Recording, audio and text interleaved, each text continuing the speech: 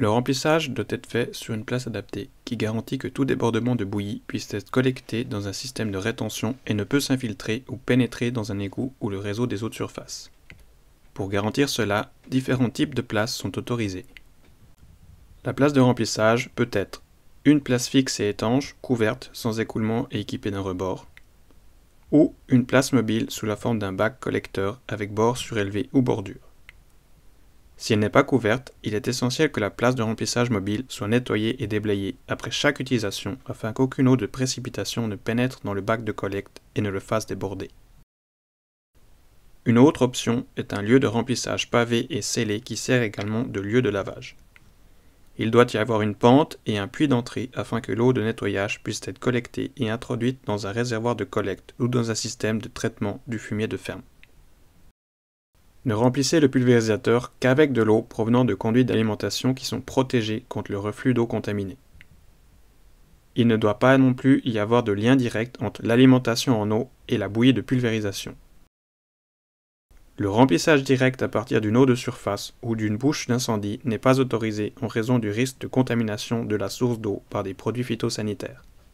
Si vous utilisez de l'eau provenant d'un plan d'eau au lieu d'un branchement, vous devez utiliser un réservoir d'eau séparé afin d'exclure toute contamination du plan d'eau. Les produits phytosanitaires ne doivent pas être ajoutés dans une cuve de pulvérisation vide. Mettez le produit lorsque la cuve est au moins à moitié remplie.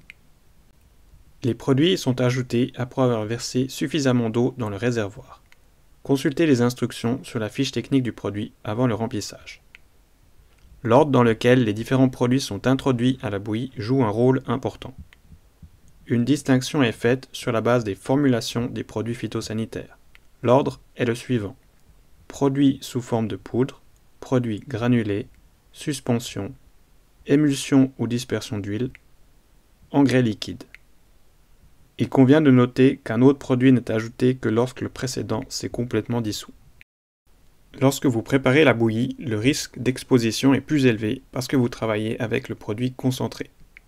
Il est essentiel d'éviter les contaminations par une position de remplissage adaptée. Si possible, utilisez un incorporateur.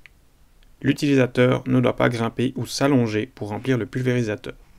Si les orifices de remplissage sont très hauts et que le pulvérisateur ne dispose pas d'un incorporateur, installez une plateforme de travail surélevée, sûre et antidérapante pour le remplissage de la cuve. Il faut rester concentré lors du remplissage du produit. En cas de déversement accidentel, gardez à portée de main des matériaux absorbants comme du sable, de la sciure ou de la litière pour chat. Apportez le matériel contaminé vers un centre de collecte agréé ou éliminez-le avec des engrais de ferme ou sur un système de traitement des eaux de lavage. Lorsque les produits incorporés sont bien dissous, complétez le remplissage. Il faut veiller à ce que aucun retour de la bouillie dans les conduites ne soit possible. En tous les cas, évitez que le tuyau d'amener d'eau entre en contact avec la bouillie.